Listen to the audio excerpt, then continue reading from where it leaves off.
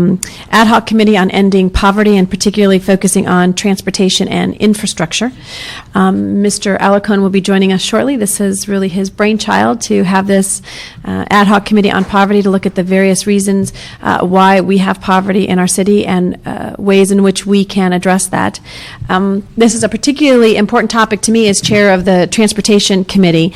We have learned over the last couple of years in the committee hearings that there are numerous things that really contribute to poverty, and access to reliable, efficient, and affordable transportation is a key component in maintaining employment, accessing education and healthcare, and engaging with one's community. It is a barrier oftentimes to overcoming many of the traps that prevent people from breaking that cycle of poverty.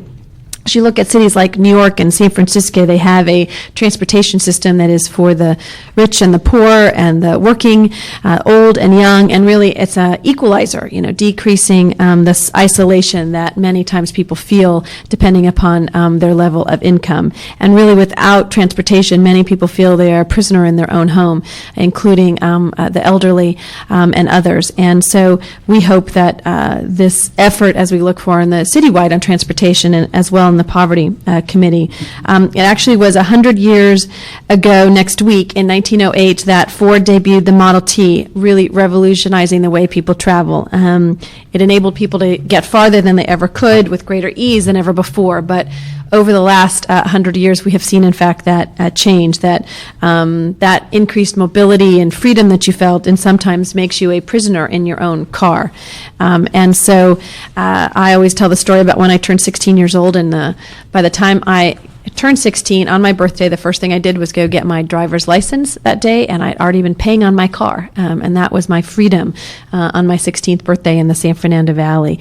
And so when you look at Los Angeles and the electric car, the red car that used to be here in the maps, Xavier Slavsky has it up in his office, and if we still had those lines, we'd be able to get anywhere in the city of Los Angeles. And so we know that the increase of mobility in a car, the importance of using public transportation. And so not everyone can afford an automobile. The high gas prices that we have today have really changed people's behavior. And really the decline or the not having public transportation has really increased the haves and have-nots, and creating really pockets of poverty and pockets of wealth. And so today we have several people who are going to speak to us about some of that, and really look at our investment and to deal with also our unprecedented growth. And so I'd like to, call up our first panel that we have, which is the issues of affordability and access in transportation. And our first speakers are Albert Melena, Esperanza Martinez, and Lisa Schweitzer. And if they would come join us at the desk. Now, you had indicated maybe your timing's still okay? I'll stay. Okay. They had given me these were the first three. Great. Good morning. Afternoon, actually. I'm sorry. I've been in council so long that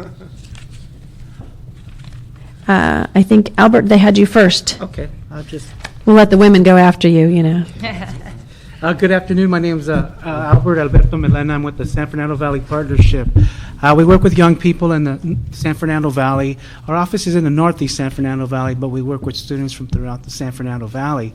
And really what I'd like to share with you is the stories I hear every day, and really how the lack of public transportation is really pushing our kids backwards and oftentimes in the wrong direction.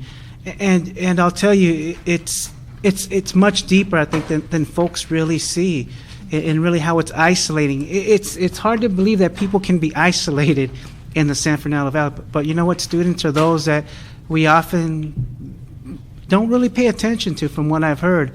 I hear the stories about them not being able to get to a job, trying to get to school every morning. I'll tell you, the one I hear a lot is the challenge of trying to get to school every day with overcrowded buses, missing the bus, deciding, well, there's no bus coming, it's late.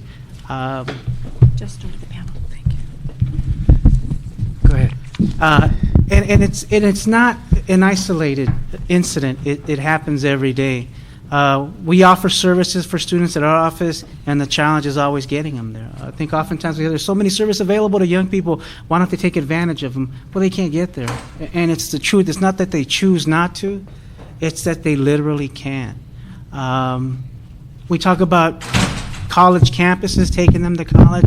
I'll tell you, I don't think I've seen it this bad. Hopefully some of our other panelists have seen it as bad. Because it wasn't really an issue. I mean, it's always been an issue, but the way it's being talked about now, I hear students who are 15 years old whose parents have no choice but to let them drive a car without a license because there's no choice. Mom needs to get, mom doesn't drive. She needs to get to an appointment, and there's nobody to help them, no transportation, and their last resort is to drive illegal. They're not choosing to break the law. They have no choice but to. And these are the stories that we hear every day. And that's just as they walk in. We're at a point now where there's really no other place to go. So we need to find answers. We need to address this now. Because, again, let's look at what's going to happen to the student who can't find a job, who can't take advantage of all the educational resources that are available to them. So what's going to happen? So does that contribute? Is that contributing to our dropout rates? Is that contributing to some of our other problems existing? Crime. You get a kid who maybe should have been on a bus, who missed the bus, who couldn't wait, decides to walk, and what happens? So I think we start to look at how this really begins to snowball. And really, it's deteriorating our communities, and something needs to be done. So thank you. Well, thank you. First of all, let me apologize for being late. The council ran away. We had 94 items. I hope that never happens again, but it probably happened before I'm out of here. But and secondly, I did have a meeting scheduled that I really had to attend to. But I'm also very pleased that Wendy Gruhl is on this committee for this particular section. When we think of transportation, we don't normally think of it in the context of poverty.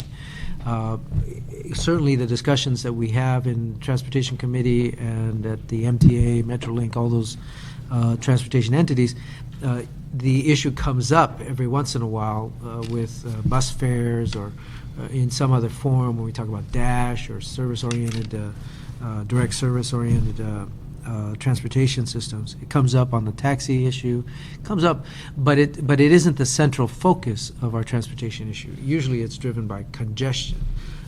So to put this light on it, to focus on the issue of transportation from the poverty perspective is a very interesting. It's a very interesting subject area relative to poverty, but we're hoping to be able to touch on as many areas as feasible to incorporate into the master plan subjects that focus on how transportation concerns impact people of poverty and, in fact, how transportation concerns can contribute to poverty. I can tell you there are also the society will adjust. I've told the story about how I visited a senior center in the West Valley, one organization for the needs of the elderly, and I interviewed 8 senior citizens, all of whom were older than 80, most of whom were Jewish. In fact, they still are Jewish. A couple of them who are non-Jewish but non-Latino or other ethnic community. I don't know what their heritage is, but probably white. And it was interesting when I asked them what's the most critical issue affecting them. And by the way, all of them had fairly middle-class lifestyles. Most of them were having issues related to poverty. Some of them were fine. But when I asked all of them, what is your primary concern as a senior citizen, they said transportation. We can't get anywhere. And I particularly remember one person saying, do you know there's only one market that provides pickup service? And I was thinking the only market I know of is Vallarta Market. And I find it hard to believe that this Jewish woman was going to the Vallarta market. And I said, the only one I know of is Vallarta. And 3 of them said, that's it. We shop at Vallarta. And I'm sure, I hope they're not buying the carnitas. But the point being that I talked to the owners of Vallarta. They happened to be at an event that I was at, and I asked them about that service, and they said they almost had to cut it off because it's very expensive. But when they realized how much people like that service and how it distinguished them from the other companies, they continued it. So I don't know how long it will exist at Vallarta, but I understand there's a couple of more supermarkets that are using that technique. But I believe that as time goes on, as this economy gets worse, as gas jumps up to $5 a gallon, I believe we're going to see more boutique types of services in the transportation realm, particularly from the private sector, and that may be a good thing or may not be.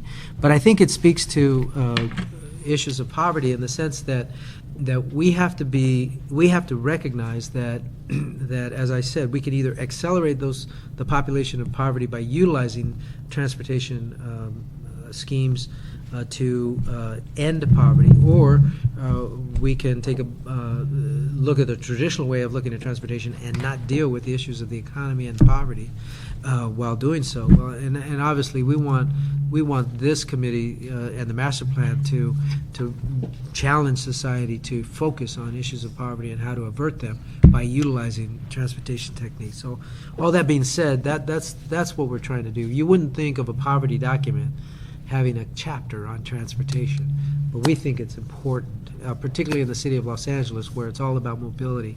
And if you can't move, you can't work. Where I think if you don't have a car in LA, you're 3 times more likely to not have a job. If you do have a car, you're 3 more. Okay, it's the reverse. If you do have a car, you're 3 times more likely to have a job than if you don't, even with the bus system and everything else. So we're not saying we want people to have cars, but we need to train them how to use our transit systems better. We even got a smile out of the MTA guy back there. But okay, with that, thank you, Albert. I know you've been working in the grassroots for as long as I've known you, which is probably about 20 years now. Almost. And you haven't changed. Congratulations for that. But we also want to thank the Bus Riders Union for being here, because they have been, I think, one of the most consistent advocates for people of poverty, those who ride the buses. And so we're very pleased that you joined us as well. And with that, I am assuming you didn't speak. No, Albert's the only one who spoke. Not yet. Did you have any questions, Carol? No. So thank you for, first of all, inviting us to be here this afternoon. And we really appreciate that there is a component of transportation in this report, because we do see transportation, we do believe that transportation and poverty go hand in hand in this city. And transportation continues to be an issue that transcends race, class, gender, whether or not one is able-bodied. But we also believe that transportation continues to be an issue that disproportionately affects poor people, folks of color, people who are not able-bodied in the city. And the Bus Riders Union has, for the last 13 plus years, been fighting to create a first-class bus system in the county, because we believe that a bus-centered transportation system is the most cost and time-efficient in terms of it costs less to build and to construct and to run, but also it's a lot faster. Right, and when we talk about issues of environmental justice, and we talk about issues of public health, we need solutions now, right? So, with that being said, after having read the document, I think there are many issues that we have unity in, and then going back to poverty and the transit dependent being issues that go hand in hand. And we also believe in the importance of needing to move away from highway and auto dependence. We also believe that in order to make that happen, we have to restrict auto use in the county. which is not the most popular thing, even though people are saying, hey, gas is really expensive and I need an alternative to my car. It's still kind of a taboo subject when you say, well, let's restrict the times that people can use their autos and let's restrict the spaces where people can actually use their cars. And there is a section in the document that talks about pedestrians and the amounts of accidents that are caused at crosswalks. Because we don't live in a very pedestrian-friendly society. And so with that being said, we know that the issue of accessibility, everything from where you can have access to a bus stop and when, along with where that transportation can actually take you, those, I believe that everyone has issues with that, transit dependent or not. And those are the types of things that really force people to get into cars. You know, is the fare too expensive? Is there, for people who drive, is there a rail line close to my home? Or was there a bus stop that can take me to that rail line? Or is there a bus stop that will take me to my healthcare center, to my place of employment? Those are all questions that transcend people who are transit dependent or not. So with that said, there are a few recommendations / suggestions that the Bus Riders Union has been pushing for quite some time, and in order to create an accessible alternative to auto use. I spoke to a former MTA board member this weekend who said, back in the 90s when I was on the board, I knew that the bus was the backbone. The bus was and continues to be, along with the people who ride the bus, continue to be the backbone of this county, which is why we believe that they need to be the priority. If you can meet the needs of the transit dependent first and foremost, we believe that everything else, with the little work and political will fall in line. So a few suggestions that we have are clearly the expansion of the bus fleet. It's at about 23 to 2,400 now. Can we get a doubling of the bus fleet? We've heard that there are concerns that, that'll just make traffic congestion that more intense. Well, the idea is that the people who are driving next to that bus there will be an alternative, and there will be an incentive for them to get out of the car into that bus. As well as creating a network of bus-only lanes, and we've been working with Councilmember Gruhl on this for quite some time. We believe that upfronting the funding for a Wilshire bus-only lane now will alleviate traffic congestion on Wilshire Boulevard, as well as create that model for the rest of the county. So we want to work with the city. We want to work with MTA to build a countywide network of bus-only lanes. And we know that all of this takes money, right? You cannot double the bus fleet without having the money to build the buses as well as operate the buses for the next 30 years. And currently, the way that MTA has outlined Measure R, the half-cent sales tax, along with the long-range transportation plan, it basically locks in a fare increase every other year for the next 30 years. So we're talking about 14 to 15 fare increases. And that, in my mind, doesn't create an incentive for people to get out of their cars and jump on the bus, but then it also doesn't help the issue of poverty. If we're talking about poor people who do not have equal access to affordable transportation, fare increases for the next 15 years won't help that situation. And lastly, I just want to end with, if the real alternative to the auto is beefing up the transportation system, moving away from highway construction is key. And we must pose challenges to policies like, MTA's half-cent sales tax, the long-range transportation plan, that will attempt to invest 80% of the revenues brought in from this half-cent sales tax into highway construction and into long-term light rail and subway expansion. We need alternatives today.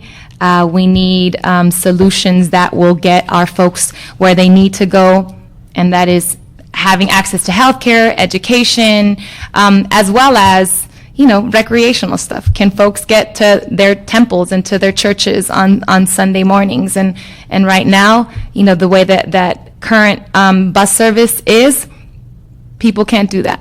People can't do that. So those are just a few suggestions, but again, thank you so much for inviting us to be on this panel, and we look forward to working with you. Well, thank you. First of all, the document is sort of like a 10 to 20 year document. So we're not looking for immediate solutions necessarily. So in some cases, we may make recommendations that could have immediate impact. But we're looking for, because if we did a stopwatch type of approach to this, we could never get the funding for everything that's needed. Well, the way the funding will emerge over time is 1 year we'll take care of one, and the next year we'll take care of something else, but over time. But if we don't have a long-range view, we'll never get to the major investments. And I think just to add to that, we're working on the strategic plan for the city of transportation, which fits into this, and some of the information you provided will be part of that overall strategic plan for the city and looking how we're going to deal with the issue of transportation. And I think October 12th, if my memory is correct, is when we're going to have the Wilshire-only bus lane update. So what I don't want to do is have sort of limits on what projects should be considered. What I do want to do is have those projects considered as they impact poverty, because we want to keep our focus on the issue of poverty with this particular document, so that people will know the economic benefits, of moving the people to workforce housing and back to work, et cetera, et cetera. The document will also, there's a couple of ways that I'd like to seek your assistance. In fact, this goes to all speakers. And that is, number one, we actually would like you to contribute amendments, suggestions to include in the document, expand areas. There's no limit on how big this document is. So if you want to add an issue or you want to cover a subject area that hasn't been covered, please submit written documents. Actually do the writing yourselves, and we'll be happy to work with you on that. Also, the one component that we've included into the master plan throughout the document is what I call anecdotes. These are little stories about real people.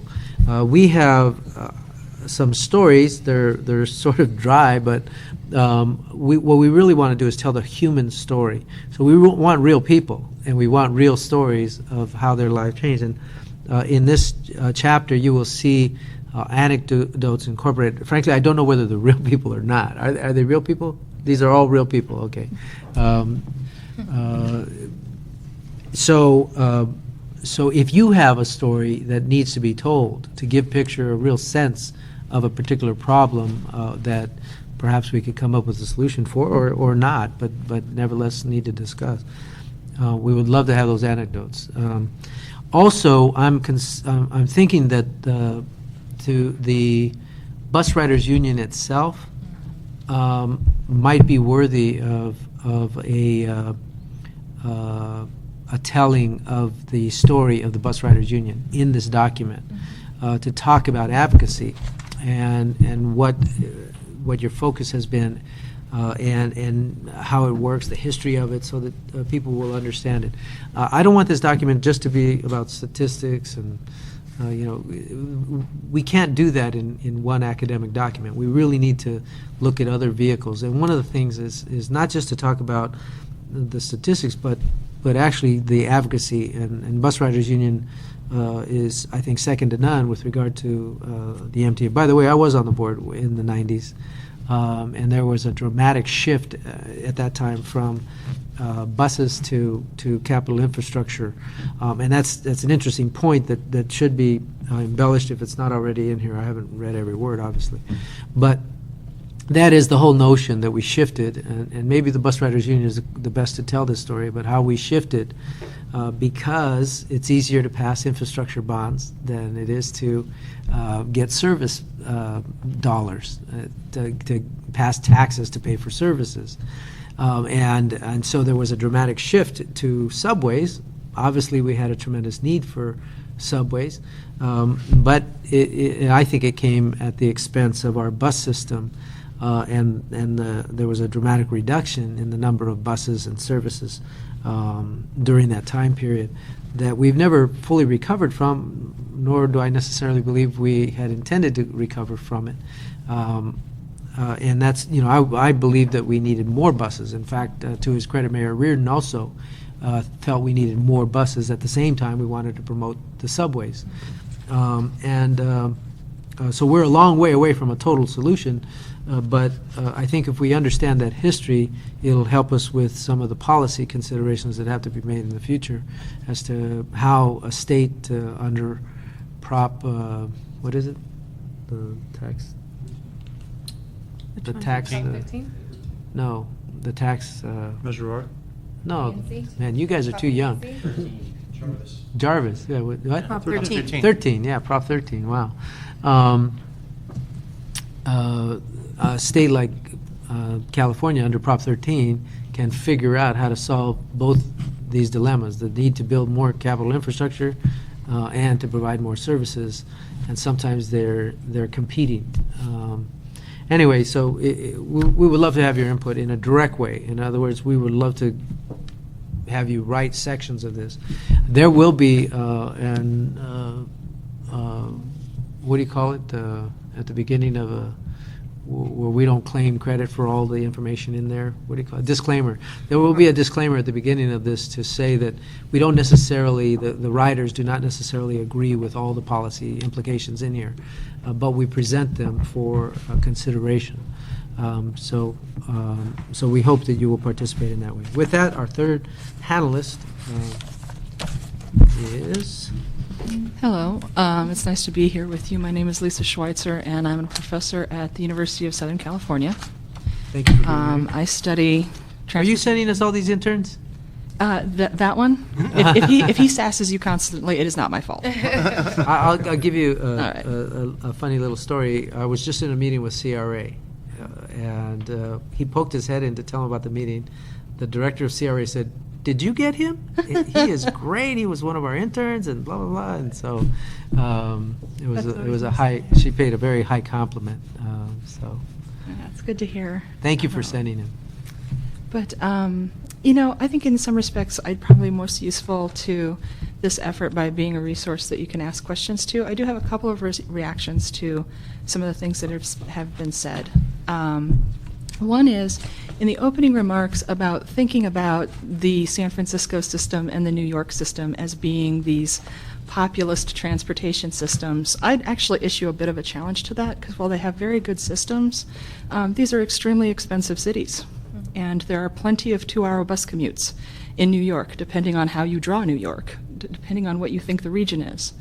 And the real policy challenge for people who are really serious about making the connection between fighting poverty and access, right, getting people access to what they need on a daily basis, is trying to break the connection between how valuable access is in terms of urban land. Places in cities that have lots of access are the most expensive places in those cities to live. And the only, and the theory of trying to break that is by making access sufficiently ubiquitous that it no longer becomes something that people use to differentiate in housing markets. If you think about downtown Los Angeles, for example, I live in a teeny tiny little loft, right, because I have such good access, and I pay a lot of money for that loft because I have such good access to the trains and to walkable places and to USC. I don't know how to drive a car, so that's one of the reasons why I chose to live where I do. But You're the one. yeah, it's, and access is just valuable, right? And so as soon as we begin providing access, that starts to get factored into land and housing prices, and people and communities start to gentrify, and the people who really need to have access get pushed out, and they get bid out time after time. And this happens in San Francisco, and it happens in New York.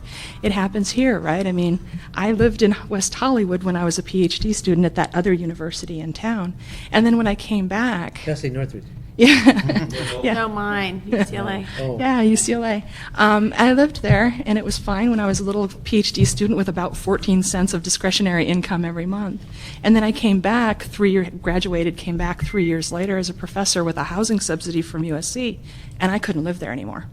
Now, granted, this was at the height of the housing boom when people were behaving in an insane manner, but part of it was that, you know, Hollywood and Highland had really started to take off, and Hollywood in itself became this wonderful, wonderful, lively place that the people who formerly lived in Hollywood could no longer live in anymore, and they certainly can't shop in there anymore.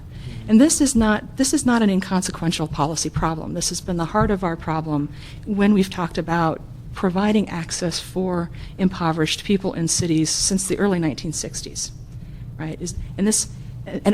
My point, I do have one actually, is that in reading through the chapter, right, housing is talked about very briefly.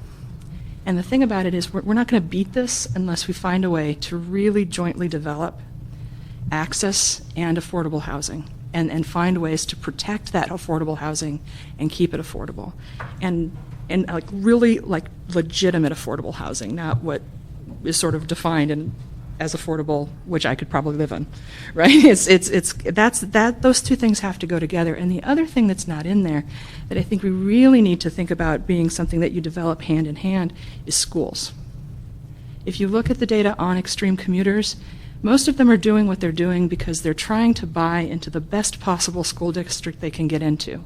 They're in urban areas with highly differentiated schools, right, where some schools are terrible and other schools are great. And they do whatever they can to get their kids into a good school, and that includes putting up with a 2.5-hour commute if they need to. If schools are good all over, that ceases to be the question. But we can't underestimate what people will do with their residential location decision just to be able to get their kids the sort of opportunities that they want to get them. I think that's about, those were my two major reactions. If you're looking for easy solutions, I don't have any, right? I just don't have any. That whole No question. quick fixes, no. Yeah, with the affordability question. One last point, though. I'm sorry I teased you with finishing and then went back. The other sort of major problem that you see in places where transit is very, very good is that it's also not terribly affordable anymore. London transit is extremely expensive. It's very, very good, right? But it's expensive. And so is transit in New York. And I don't think Los Angeles can really afford to go down that route. I think we need to be very careful to keep fares as low as we possibly can, as affordable as we possibly can. And then finally, right, discussions about mode from an operations perspective, right? You need your modes, you need your transit modes, all of your modes, whether it's walking, transit, biking, and buses, rail, whatever. All of them need to work well, right? The walking portion of the trip has to be good if you're going to walk to public transit, right? You have to have sidewalks that are safe and comfortable and that people can be on. You have to have the bus connections to make your rail system work in Los Angeles. There is no way around that. There's only so many people that we're going to get right on our rail lines right away, right? So we have to have good bus operations for distribution, right? And if you look at the cities where transit works really well, you do have a good marriage and good coordination between those systems. So that's it. I promise I'll quit. But Faisal talks to me all the time. If you actually need anything, I'm around. Actually, we would appreciate your review of the document as it develops, and the constant input would be appreciated. I think your point about the housing is very important. I live in the San Fernando Valley, and the traffic that we see in the San Fernando Valley is not only from the residents that live there, but even more importantly from the people who are coming from far away distances to afford housing. and that a lot of the traffic and congestion that occurs is based on poor planning and land use decisions that sometimes are made, and not taking into consideration the transportation needs as we go forward on that. And I think we're taking more positions now, and again, commenting on things that happen outside our city that are impacting our traffic and our congestion in those areas. And I think on the bus, we found in the Orange Line, which, there were a lot of naysayers who said, no one's, Valley needs a rail line or a subway. No one's going to ride a bus. Well, 26,000 people a day ride that bus. And Valley College, I happened to be meeting with them yesterday, with the acting chancellor there, and our president, indicated that, a large portion, and they're doing surveys now, but a lot of them are taking that Orange Line, and it is easing a lot of their transportation challenges that they have. It's not, because it goes right by there. And in fact, they're thinking of having in the corner of Fulton and Burbank a new entry there, which is, that will be more open and welcoming to those students and others that are getting off the Orange Line, whereas before it really was a gated area. Remember, where that corner is. It's a gated area that no one really would go in. And they've seen an increase with the economic decline as well. I think they have 3,000 new, students this year than they've had in the past. And that increase is fairly unusual. So I think we need to look at transportation is linked to all of that, and the fact that I was talking to someone today who's on the taxi commission about some of the issues and the impact of that taxis are an integral part of our transportation structure, and how we ensure that many elderly and others who are disabled as well they use that as one of the opportunities. So it is everything from pedestrian and bicycling to public transportation to taxis to subways. That our system will be very different than any other city, because one, we're a little behind in developing it, and two, cost-wise, that's implicated by the time it's taken us. I thank you all very much for being here. Yes, and I again want to invite all of you to participate in the development of the document, specifically on the academic portions. We'd appreciate your input to make sure that we're not too far-fetched, but also we need to get input from specific populations like youth. I think we take for granted the youth that use the system, or that we don't even notice them, but in fact it's a very important part. I used to go to high school and take the bus every day from Panorama City to Sun Valley, and I don't know how I would have done it without the bus. So there are many pockets of young people who are not able to use the bus system effectively and don't have access to better quality schools where they can get the A through G requirements, for example. And so the impacts to the youth as it relates to their school experience, but also as it relates to their opportunities to get a job. Many young people, one of the considerations when they were talking just last week about increasing the driver's age to 18, while I know it would save lives, it would also eliminate people from the workforce. Kids from 16 to 18 would not be able to get to work and would have to rely on public transportation to get there. So those are very real scenarios, especially when those young people more and more are contributing to the family well into their adult years. And so it's a very important piece. Of course, the Bus Riders Union, both from the perspective of what bus riders need and also the organization itself, that I would like to document in the master plan, because it's a unique advocacy group that I think is a good model for other communities to employ. Sometimes they get under our skin more in the past than now, but I think they've learned a lot, and they've more than anything else, they've had a tremendous impact on the policy that emerges out of the MTA in particular. So so we thank you all for participating today, and look for your continued support and specifically written assistance. Thank you. Our second panel.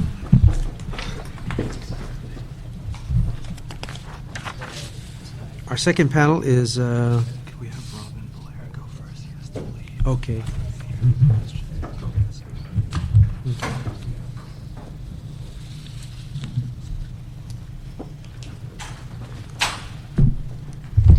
Okay, we have several people here. I understand, Robin, you have to get back, so we're gonna let you go first.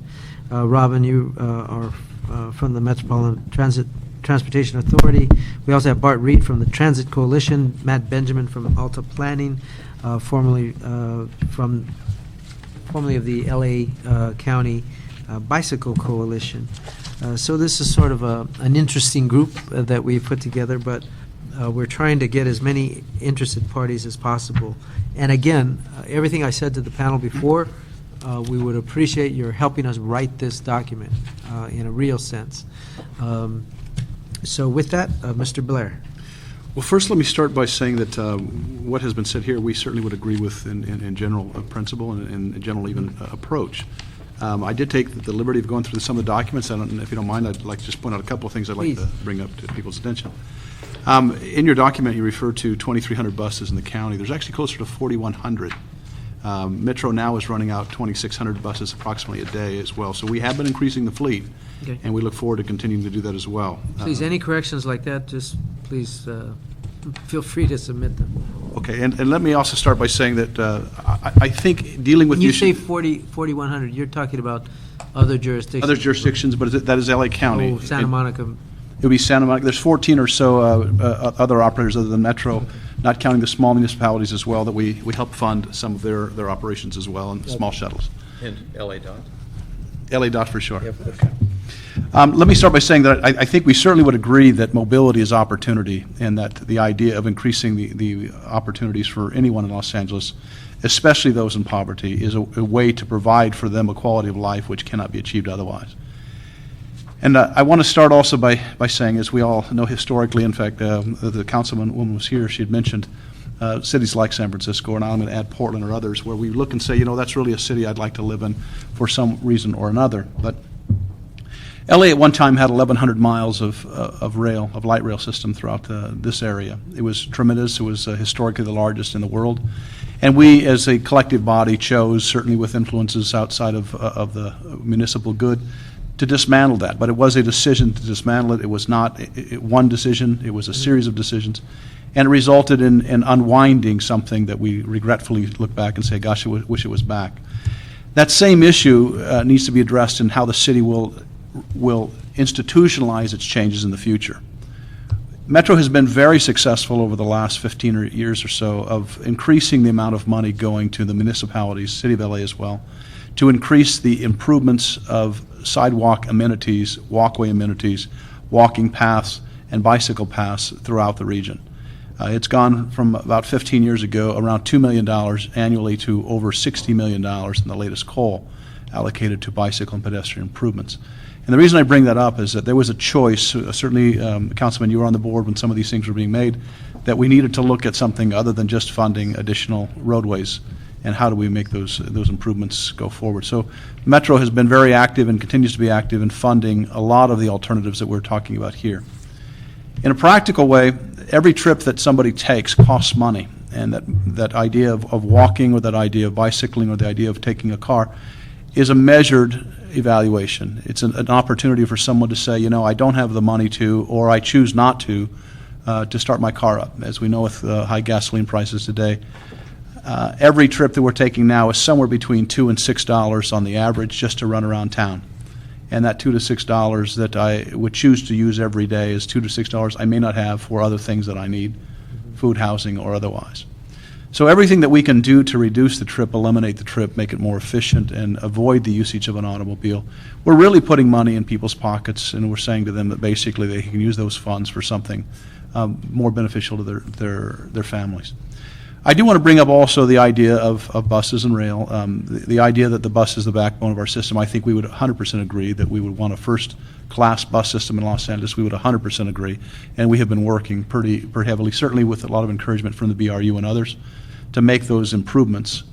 But we also want to recognize that the bus does run in a congested system, and so anything that we can do to get a separate system, a separate sense of right-of-ways, like the Orange Line or like a light rail line, is something that we're going to, as a public body and as citizens of the county, we're going to have to make those choices, because we want mobility for everyone. We want mobility in a timely manner, and if we're going to be stuck in the same congestion as others then there's a disadvantage to running a bus in the same corridor. It's expensive, it's slower, and so everything that we can do to encourage their separate right-of-way for our systems, I think we'll continue to push that way. You've also mentioned something we want to bring up again, that it is easier to get money to build something than it is to get money to operate something. So contained in Measure R now, of course, is specifically, and it was something very consciously discussed, that there needs to be an institutionalized way of funding operations long-term. Because no matter what we do, if we do not have a method to do that, the systems will not be able to expand, the systems will not be able to run. Mm-hmm. And that becomes a restriction to mobility, it becomes a restriction to opportunity, and it forces us all to make decisions that are probably less desirable, which is to use our individual automobiles, because we don't have the option or alternative of getting on a transit system that is very, very frequent and very, very accessible. So I kind of want to bring those things up first, but also I want to bring some things that the city needs to look at as well that we've encouraged and working well with the city staff have been able to achieve, which is the land use form, the choices we make and how our city is developed and laid out, the choices that we make on how we build this next generation of city is sometimes called the fifth rebuilding of LA. That will make a difference on what opportunities I have as an individual, whether in poverty or not, to walk my city, step in my city, do my business by walking around in my city, and doing the business that's necessary for me to act every day. So as much as transit will help, and we think it's a great contribution, we also think that the city's form and how it institutionalizes that form will be essential to how the city deals with the quality of life, which is specifically beneficial to those in poverty. How that is selected and chosen in the future, for the future, is a critical idea. And I also want to bring up one idea that the councilwoman had brought up. She mentioned San Francisco and how walkable it was, or how well transit worked. And I do like to remind everyone that in San Francisco there are 6 people, full-time staff, dedicated to just improving the quality of the pedestrian experience in the city of San Francisco. That is an institutionalized group of people that are dedicated to achieve the goal that I think all of us want to achieve, which is a much more attractive and much more walkable city. In the Metro's call for projects, we have given out to the various municipalities in the county actually several billions of dollars worth of transportation improvements. Metro just isn't isolated to operating the transit. It also is the chief funder for most transportation improvements in the county. And the cities that are being built, LA and others, are cities that are being built because there is an institutionalized form in a book somewhere that says this is how a city is to be built. This is how a street is to be designed. This is how land use is to be laid out.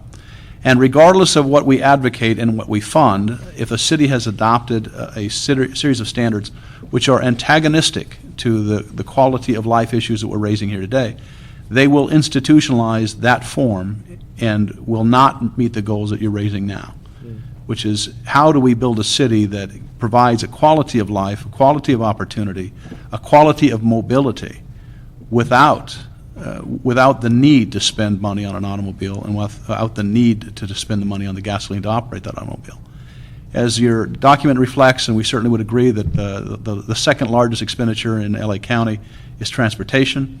That is overwhelmingly dedicated to operating an automobile and paying for the gas and insurance to do that.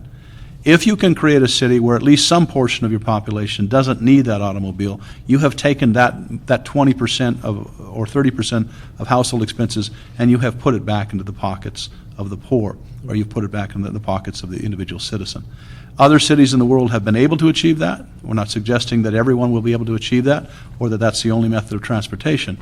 But certainly there is good examples in the world where we have seen cities that have reduced the amount of transportation costs because they have institutionalized the landform and the methods to achieve a very inexpensive form of mobility. And that, again, is a choice that Metro is certainly encouraging and has policies and even funds that have been directed towards trying to achieve those, but also need to stress to the various municipalities in the county that is a very significant, valuable, important goal. We're looking now at TDM. Some of the things that are mentioned in the document is how do we carpool? Well, on the East Coast, and actually now in San Francisco as well, it's actually called slugging, which is an informal carpool. There are various places in the cities where you can meet people, and there's a series of rules that are posted, and people basically do an informal carpool, and you share the gas. and it has risen more in the last 2 years because of the rising gasoline prices. But it's an informal process that became formalized. Thought it was a pretty neat idea. There are things that we've been on cutting edge for. We're trying to get more telecommuting, things like that, that'll allow people the opportunity of at least accessing some of the services without having to travel. So we're looking now at in the TDM program that we have the opportunity with various agencies of putting in telecommunication centers where someone walks into one public agency office, they have access to 4 or 5 other agencies and the services that they would provide. That is an opportunity, again, I think, to reduce the need for travel, and that's the opportunity to reduce the need for the cost of that travel. So other things that MTA has looked at and trying to promote and get these kind of things going as well. I hope we've answered some of the questions. Like I said, I think we have a common goal and a common objective. And the beneficiaries are those that are most strapped with the cost of transportation. Mm-hmm. And in this case, those in poverty are the ones suffering the worst when transportation costs rise or we're forced to use an expensive transportation methodology. A question that comes up in my mind is what role the MTA plans and plays in general land use planning for the various municipalities and unincorporated areas. It seems as if the 90 or so cities plus the unincorporated areas are instigating projects, and there isn't necessarily a clear message from the MTA about what the impact of that project is going to be on the system. The one that specifically brought this to my attention was a project in the Santa Clarita area that was going to generate 21,000 units of housing over the course of 20 years, when their growth in jobs was projected at 9,000. Obviously, very short of what would be necessary for those 21,000 households. Obviously, those people would have to come to Los Angeles to work, and yet there was no communication between the various governmental jurisdictions, and the supervisor in this case was allowing this project to go through the city of Santa Clarita. Actually, this project wasn't in the city of Santa Clarita. I believe it was unincorporated, but the city of Santa Clarita took a pass. They didn't say a word, notwithstanding the fact they knew of the project and knew that it was going to generate, tens of thousands of trips that we're going to have to travel substantial distances to get work and wreak havoc on the freeways. It seems to me that the MTA, with all the things it has to do with related to transportation, it needs to weigh in on issues of development across the board. It's like water. If you can't tell us what your source of water is, you can't build a project. If you can't tell us where you're getting the jobs for the people that are going to live in this housing project, then you can't have it. I pose that as a sort of just a challenge to all of us, not to pick on the MTA, because I know you have your hands full, but until we get to that point, then you're always playing catch-up. You catch up to the latest jurisdiction's decision for a big project that impacts our whole transportation system. From the MTA's perspective, we are certainly active endorsers of what's called the Compass Blueprint Plan. SCAG has been advocating as well, which is to look at where it is best to build the future California and what that means to transportation infrastructure. The basic premise is that something around 4% of the land that's connected to transit would handle about another 10% to 20% of growth in the region, and that if we focus the development of the future LA in these areas, that we would minimize the impact to the existing infrastructure, the other, in essence, the freeways and roadway systems. If we focus development primarily in the major transit corridors that we have, that the overall impact would be measurably smaller. Without speaking specifically to what happened in the North County area, there's another thing which I'm sure you're aware of. When MTA gets a little too intrusive into another municipality's rights, it is oftentimes met with a very closed door.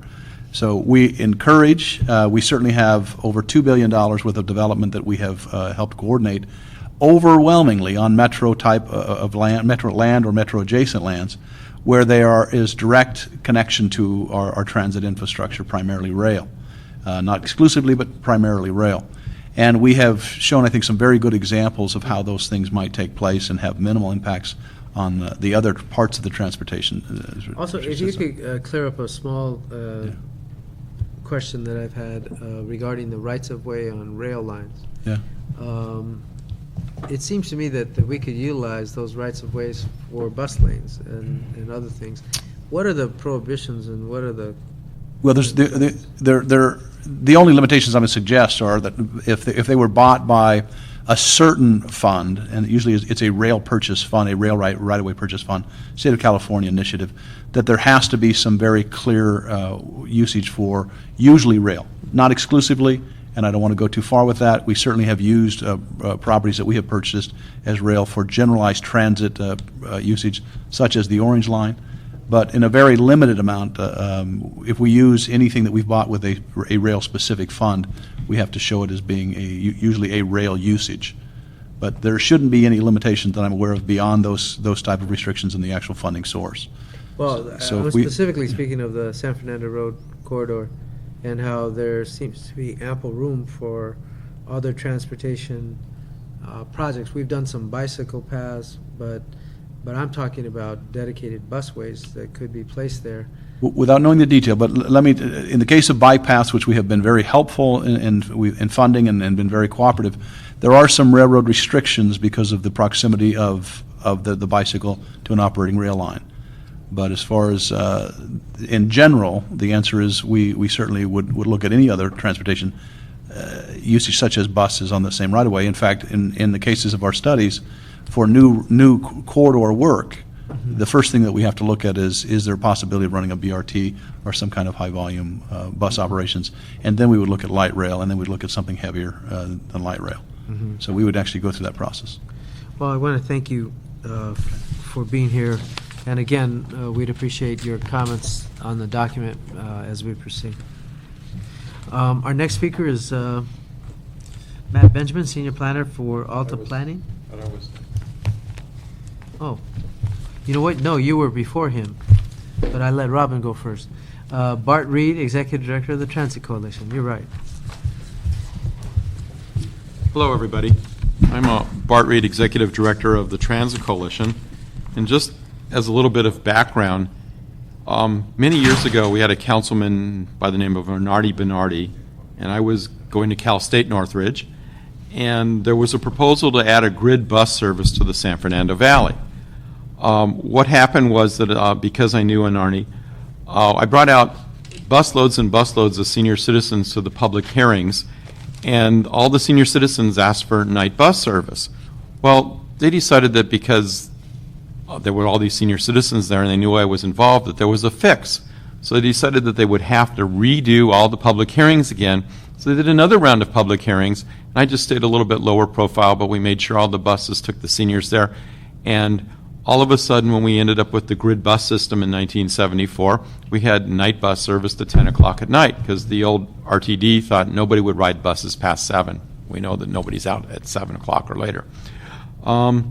Later on, I also created a couple bus routes. One of them that's the ever-endangered bus route that goes between Paxton Street and Chatsworth. It used to be called the Chatsworth Industrial Line because I worked with a gentleman by the name of Bill Stewart, who used to be with EDD back in the 70s, and we created a bus. We postulated that people would want to get to jobs in the West San Fernando Valley, and they would be able to get from Pacoima. So we created this bus service, and it's still in existence to this very day. But what happens with the bus service itself is that sometimes we have bus routes and they aren't fixed. What happens in the northeast San Fernando Valley, I brought you a map, and what happens is we may have suggestions like tinkering with bus routes. For example, there's a bus route that goes down Van Nuys Boulevard that makes this very large 2.2-mile turnaround loop in Pacoima instead of going up Glen Oaks and going over to the train station where it would be useful for people and access to jobs and access to the community. Another example, DOT came up with their own theoretical DOT bus route that was going to go. The only thing is it emulated a bus route, most of the bus service that MTA operated. We had proposed to them a bus route between one area of the mid-San Fernando Valley, between Van Nuys Boulevard, up Fox Street to San Fernando on some streets that didn't have service, that would actually add to the mobility in the community. So there's always concerns about how you route things and how you fix things. And we've long wanted to see routes fixed. For example, we have that one route, the Chatsworth Industrial we started. We'd like to see it extended from where Arroyo and Foothill. We'd like to see it extended to Mission College. And we'd also like to see the other direction extended down Van Nuys Boulevard to Panorama City, because then you'd have a connection in theory with the Orange Drawing directly and a direct 1 or 2 seat connection to Mission College. These kinds of little simple changes could really affect the mobility of the Northeast San Fernando Valley. And another example, we talked about pedestrians here. When I first came on the scene, and the Daily News did a big story about what I had in mind back in 2001, 2002, I wanted 10 miles of new bus service in the Northeast San Fernando Valley. They don't want to put new bus service in because every time you have to put those miles in, you also have to put in the dial-a-ride, the paratransit service, and that becomes really expensive. Well, we ended up getting the 10 miles of service. We got a bus that extended up Balboa Boulevard and down Glen Oaks to serve the brand new library that was coming online at the time and going to the train station. And we also got another bus service that goes up Hubbard to Mission College from the train station. Those didn't exist at the time.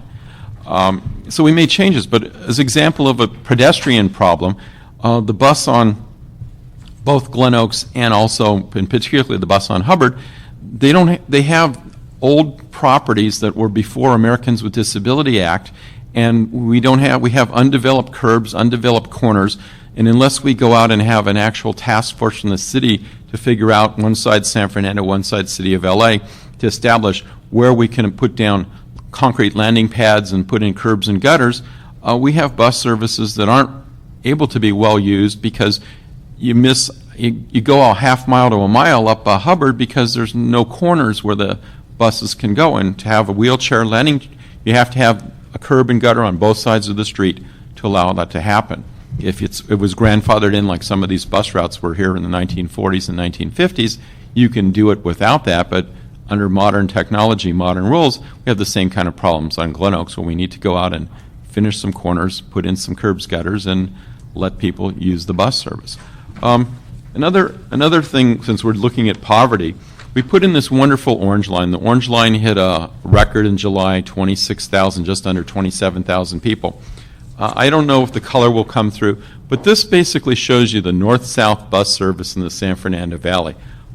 Probably 75% of the north-south bus service in the San Fernando Valley may go to the orange line, but it has screwball schedules like every 45 minutes, every 52 minutes, every 57 minutes, nothing on a pattern. You would think that the orange line's coming every 5 to 7 minutes most of the day and every 20 minutes at night. You'd have bus routes, say, from Walmart up in Chatsworth that would go past 7 o'clock at night, and they'd have some sort of schedule that would go half hour, where you could take the bus to Walmart and get to work. It's a big box center up there with probably, I would guesstimate 3,000 to 5,000 jobs in that particular area. But you've got it's not even a once-an-hour bus service. One's like every 53 minutes. So you can't even figure out a pattern when it's going to come or not. But most of the San Fernando Valley and a lot of the key north-south streets have real goofy bus service. And one of the recommendations I would make is perhaps to convene some sort of panel to look at the bus service in the Northeast Valley and fix some of the problem childs that come. I've testified before Metro on behalf of the Sierra Club, on behalf of Transit Coalition, on behalf of different agencies for probably about 7 years now. And if Metro is either in a budget disaster where they can't figure out how to spend an extra $20,000 a year to fix something or repair something or retie something, and that ends up giving us less than adequate bus service in the Northeast San Fernando Valley. So those are a couple of basic, and it's not on that same level of looking in terms of the generalization, but how to fix things that we have so people can better utilize them. I don't like to see buses running empty, but we have these dichotomies. Last year, Metro was bound and determined to cut some bus service. So on Saturday and Sunday, there's no bus service along White Oak Avenue, nothing to the Holy Cross Providence Holy Cross Hospital. Also cut off bus service to the LAPD Mission Division on Saturday and Sunday. And I asked the right question. I said, well, what was wrong? What would have changed this? And I was told by Richard Hunt it would have been about 50 riders a day on Saturday, 50 riders a day on Sunday. I said to Richard, why don't you put some sort of package together where you maybe could have gone to Holy Cross Hospital and bought 50 bus passes, and you'd have the number that you needed to make the Saturday and Sunday bus service work. Well, we don't have the Saturday and Sunday bus service. Meantime, Metrolink added in for the first time ever another campaign we've been working on for about 7 years. They added Sunday train service. Sunday train service is carrying people beyond the gills of capacity. If the train's got 400 seats, there's about 360 riders on every trip, and the biggest complaints are that there's no service past 3:30 in the afternoon on Sunday when people want to stay out and see their family up in the high desert, Palmdale, Lancaster, come home 7, 8 o'clock at night. So we've got all these disconnects between the different agencies. I should mention also, since you did mention this, Richard, San Fernando Road is uniquely blessed. It's got the bus that goes on San Fernando Road. The average running speed is actually one of the fastest bus services in all of Los Angeles County. The 94 bus and the other complementary services run about 27 and 33 miles an hour. A typical bus on Van Nuys Boulevard runs around 14 miles an hour. And typical buses on most of the other streets, even a fast street like Sepulveda, is only about 18 miles an hour. So San Fernando Road is blessed in terms of the buses are able to run pretty fast, and I would have to say a rapid bus wouldn't enhance or make it go faster because we're already blessed with unique geography that to give us good bus service on San Fernando Road. But that's another example of a disconnect. There was an unfortunate situation between a certain riders group and the MTA where we used to have bus service between the Sylmar Metrolink station in downtown LA. It was an express bus service that ran 7 days a week. Because of the particular riders group not able to write a letter to the Metro in time, the bus service has now been cut, so we have express bus service between Sylmar Metrolink station and Lankershim, and then that express bus service goes down Lankershim to the Red Line. But then you have a gap in express bus service between Lankershim and downtown Burbank. It's about 6 miles long.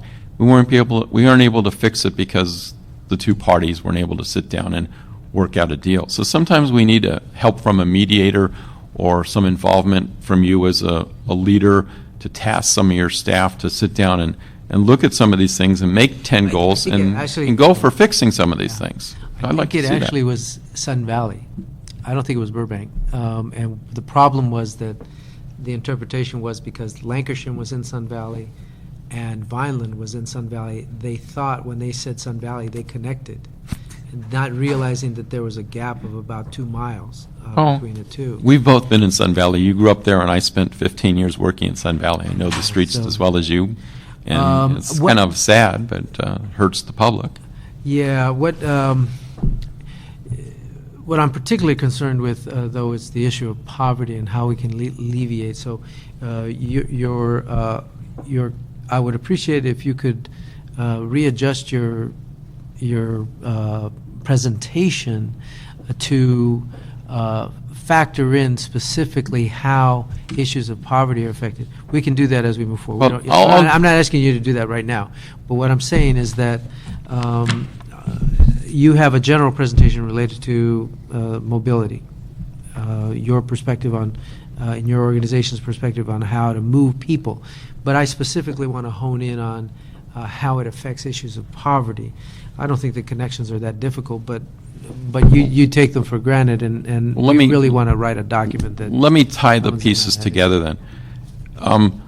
All of these pieces that I've been mentioning about are mobility for the poor. I spent a lot of years being the poor. I had to carry, if I wanted to go get cat food or something to go to Walmart, I picked that stuff up and took it by a bus up Van Nuys Boulevard from Walmart and up San Fernando Road.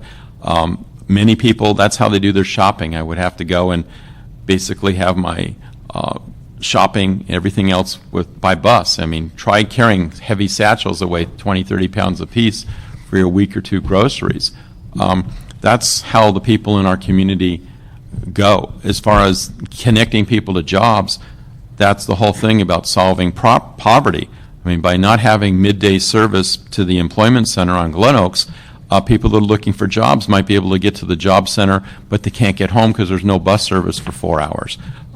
Dealing with different specific elements of poverty. Somebody wants a part-time job and is going to Mission College and wants some connection between Mission College and perhaps jobs at a big box center over on Foothill Boulevard near Paxton. That keeps people in poverty because there's no mobility options. So tying these all together, I'll throw everything in. It's connections to the doctor. If you don't have any bus service on Foothill Boulevard on Sunday, all of you has got a full parking lot on Sunday. The people are sitting, you go to the waiting room at all of you on a Sunday, there'll be 150 people waiting to see the doctor. They all have to drive because there's no bus service between Sunland, Tahunga, and all of you Hospital. I could continue on with about 55 more examples of poverty and things like that. If you have to walk and you've got no landing pads to get on a bus, that means you have to walk another 3/4 half mile or something. If for some reason you've messed up on your time because you're a pedestrian and a rider, it keeps you in poverty. If all of a sudden the bus comes 3 or 4 minutes early or 3 or 4 minutes late, you don't get that bus that gets you to your job, and then you lose your job. Got plenty of examples of that I could tell you about. So the whole connection is if there is a quality level of mobility, people can get to school, they can get to jobs, they can get to medical, and these are the things of transit is an essential key to getting people out of poverty or getting them to an adjustment where at least they can have accommodations so they can help themselves up. Because with good transportation, you can do that. We're opening up a series of big box stores on Paxton Street in San Fernando, and there's going to be plenty of jobs there. The thing is that not only did we were almost ripping out the bus service that served Paxton Street, but again, it only has 4 trips in the morning and 4 at night, so the bus that gets to this big box center won't serve any job-related problems, which, somebody has no job versus a job. How do they get there? Well, I'm hoping that the people can walk. Some cases people will walk, but again, In other words, I have no problem with that. But if you live dense area, high unemployment, I'm hoping that they won't have to go too far to get a job at the Costco. And the irony is a lot of people have beaters, and even if they're driving 2 or 3 miles, they'll drive the beater versus nothing. But They have what? a beater, B-E-A-T-E-R, beat up old junker. We call them beaters. But the whole thing, again, is the mobility options. And of course, we'd like it that the community itself can access the jobs just as much as the jobs on Foothill Boulevard at the big box center over there. But the theory is that if we don't have the bus service on a Sunday, we don't have it at night, then somebody who has one of those jobs, if they're a maintenance worker or a stalker person or something like that, we don't have the bus service that covers the shifts. And that's part of the poverty keys right there. One of the things I did discuss, it's interesting, but that particular site will now go all the way to San Fernando Road. The development will take out a block and actually build more to the west. But we don't have a Metrolink connection there, and so that won't be useful unless they get off in San Fernando and take the San Fernando Road bus down to Paxton. So as things change, we have to move things, but we get your point. What I was referring to is not to make a statement today, but as we move forward with this document, I hope you will be a reviewer of this document and help us, but just make sure that we're focused on the issue of poverty and explaining how it relates to poverty, and we'd appreciate your input. Also, if you have those anecdotes or somebody who's specifically affected, we'd appreciate those as well, because we want to show people what it's like to not be able to move around adequately. But thank you very much for coming in. You're always willing to step forward and make a statement with regard to put me in contact with the necessary people, and right here. On any level, I'm more than willing to work to fix things and see that we get some improvements. And I appreciate you caring and having this, because this is really important stuff. Transportation is one of those, if it works, people have a better chance of getting out of poverty. Thank you. It's really interesting to me that if we are, the people of Sylmar as one example, let's just take the people who are of modest incomes in Sylmar, to get onto 5 freeway, they are adding half an hour just to get to Burbank, and so the whatever jobs they're trying to get to are hindered because they have tens of thousands of people coming in from Santa Clarita every morning, and it sort of becomes a competition, but it slows everybody down. It affects everybody's quality of life. The people in Santa Clarita know better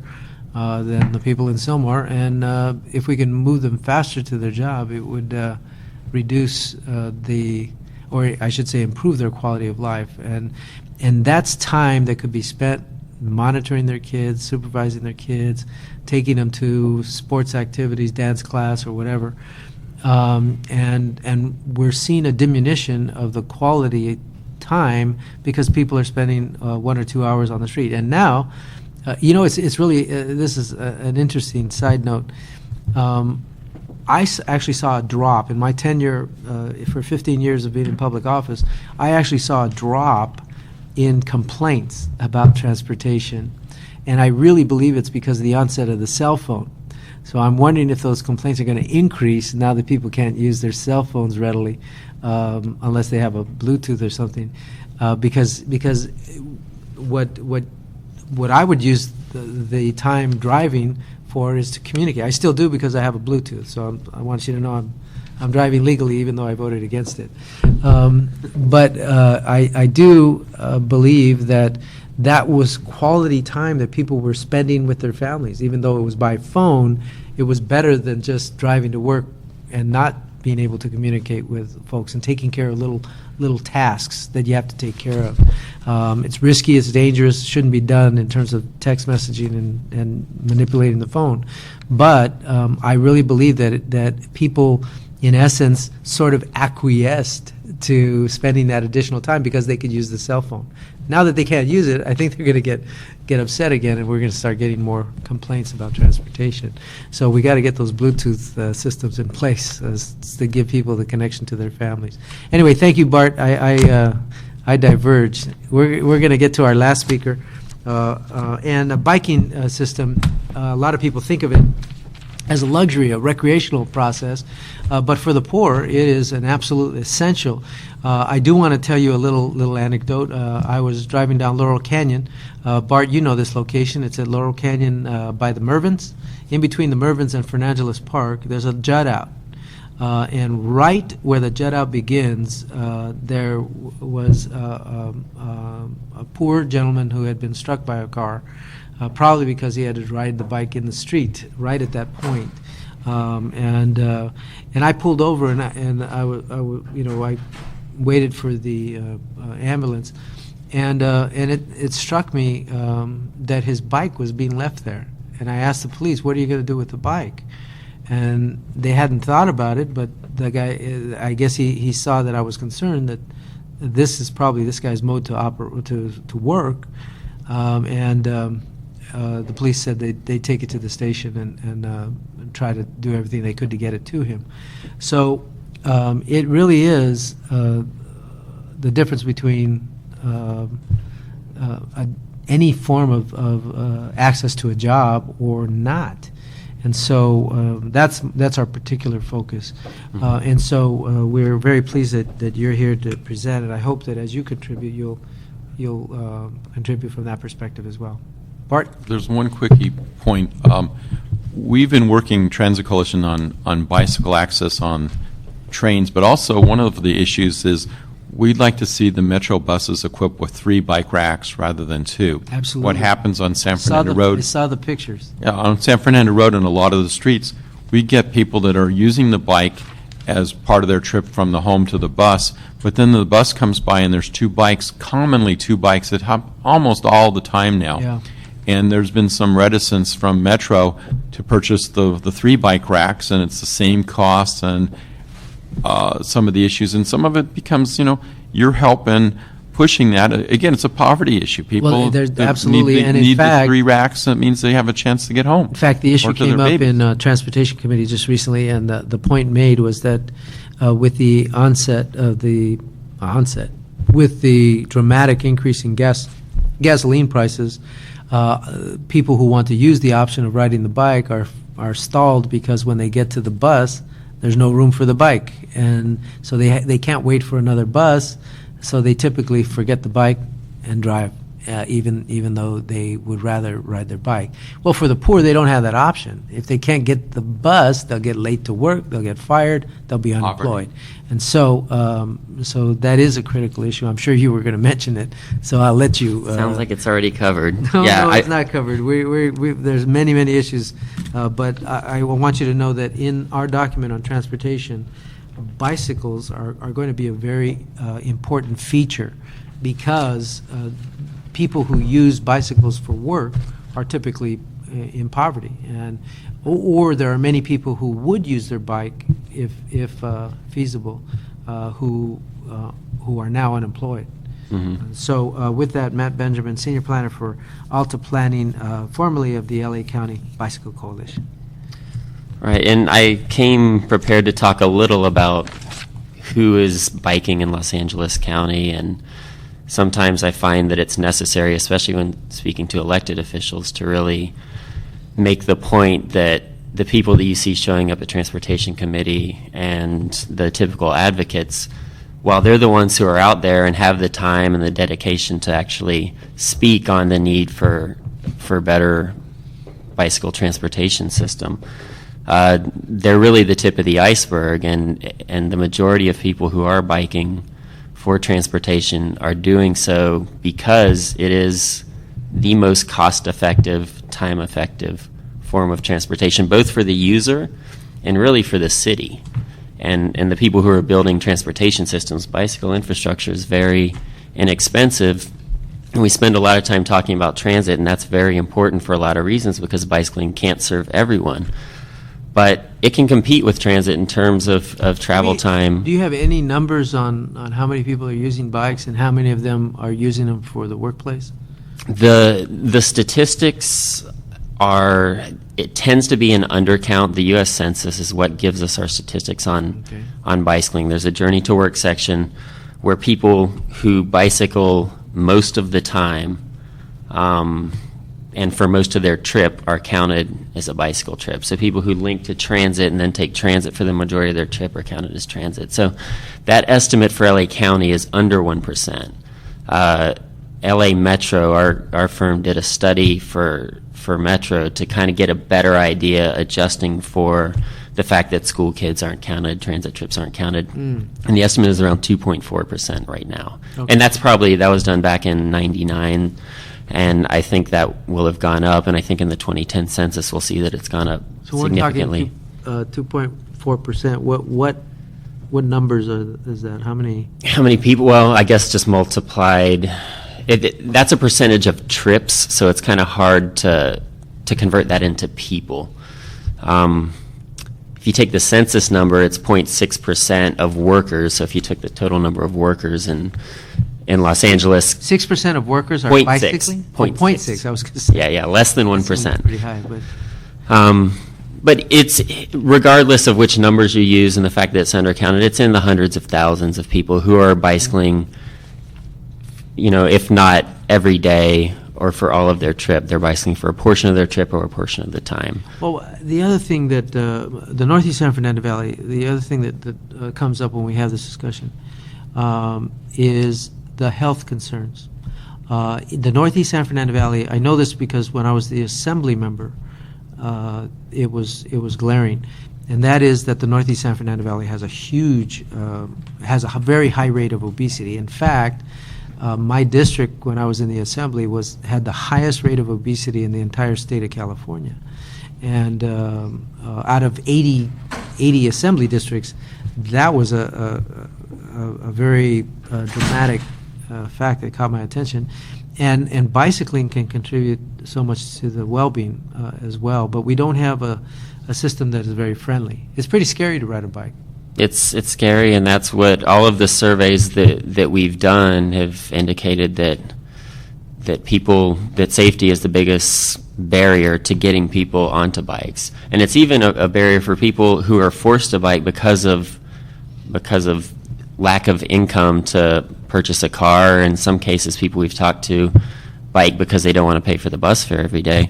Mm-hmm. It impacts them greatly, but at the first chance that they get, they're going to start diverting some of their income away from other things in order to buy that bus pass or take a car, even though they live in bicycling distance to work, because they see it as a safety concern. There's also a social stigma that, contrary to a lot of It's not cool. A lot of opinion that cyclists are like granola eating environmentalists.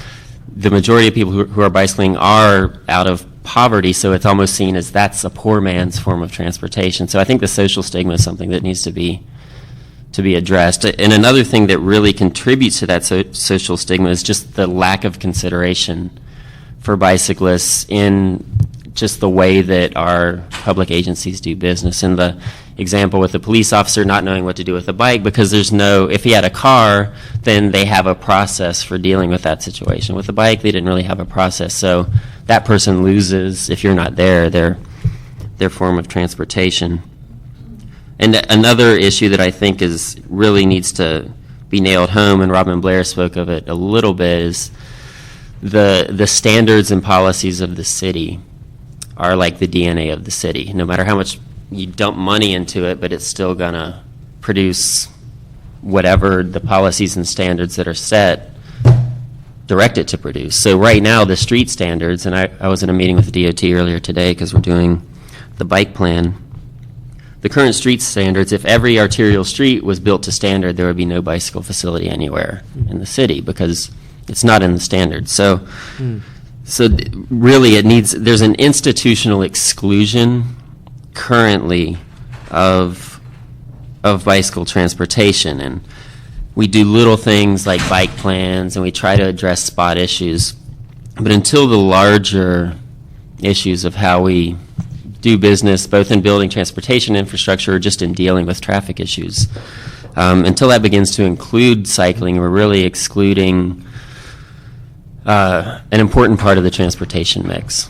Well, the purpose of these hearings is not to get into the intricate details of solutions and problem statements, but really to build a relationship with organizations that might be able to help us draft a document that can go into more detail. So right. I'm hopeful that you and people in your coalition can assist us in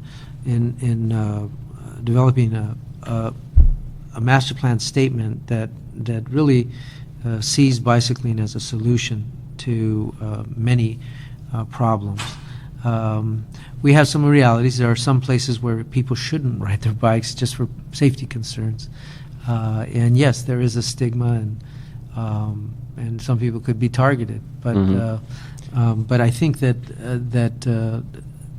we have a system that needs to be built out, that has never been built out, and in doing so, we've limited the use of bicycles, not only for recreation, but for the workplace. And so we want to incorporate a statement about bicycling in the document. We hope that we can count on you to help us put that statement together, expand it, and present something that will be helpful. Sure, and if you're interested in putting faces, it seems like you're interested in kind of putting faces to the picture. And we did an outreach study when I was at the LA County Bike Coalition. I can leave this for the record, but thank you. We interviewed hundreds of bicyclists who we actually intercepted on the street. And it was really an experiment at looking at our traditional outreach methods and who it tends to attract.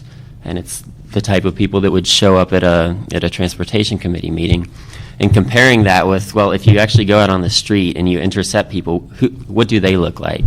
And this report really helped us understand the differences, but the most interesting thing was the similarities. If we do what the typical bicycle advocates are advocating for, it's actually going to benefit the working poor to an even greater degree. So it was really helpful. It was a helpful study. And we really got to talk to people and understand why, despite the risks, they're riding a bike, and some of it has to do with they work late hours, the bus is no longer running, so even though they can take it on their 12-mile journey to work, at 2 o'clock in the morning, they're riding 12 miles all the way back home on a bicycle. So there's a lot of great stories that can be had. Well, thank you very much for contributing, and again, we will continue to communicate with you and appreciate your review of the document.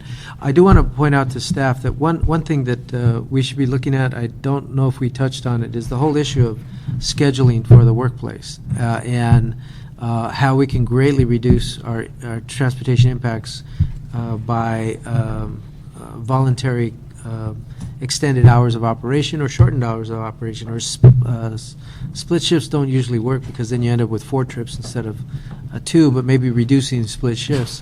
But we know that the old story about the '84 Olympics, how we dramatically reduced our impact, and the greatest credit was given to businesses rescheduling their work hours.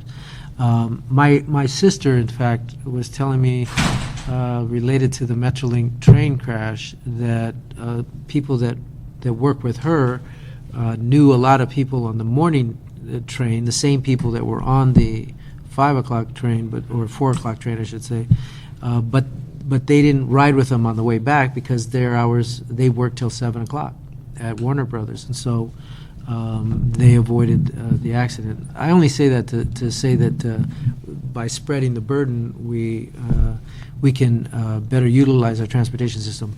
But we also, by virtue of the demand, are allowing for activities on irregular hours so that there are transportation systems in place. In other words, there's a sufficient demand for there to be a line at 10 o'clock at night or 12 or whenever the demand is. Those issues might not be as glaring as they were 10 years ago, because now we have transportation problems 24 hours a day in terms of traffic. There's always traffic somewhere in the city of Los Angeles 24 hours a day. So it's becoming less of an issue, but I think it is something that can be utilized, the rescheduling. So that's something I wanted to mention. As I said at the opening, we don't really view transportation as a way to solve poverty, but people like the Bus Riders Union, the Youth Partnership, even longstanding advocates like Bart Reed know that it's absolutely critical to the well-being of our economy, and I think it is an essential component of this document. So we want to thank everybody for participating. If you know of anybody else who should be participating, we'll be happy to reach out to them. This is a living document until we sign off on it, and even when we do, we hope they'll redo it another 5 or 10 years and update it. So with that, I want to say thank you to all the participants, and this meeting is adjourned.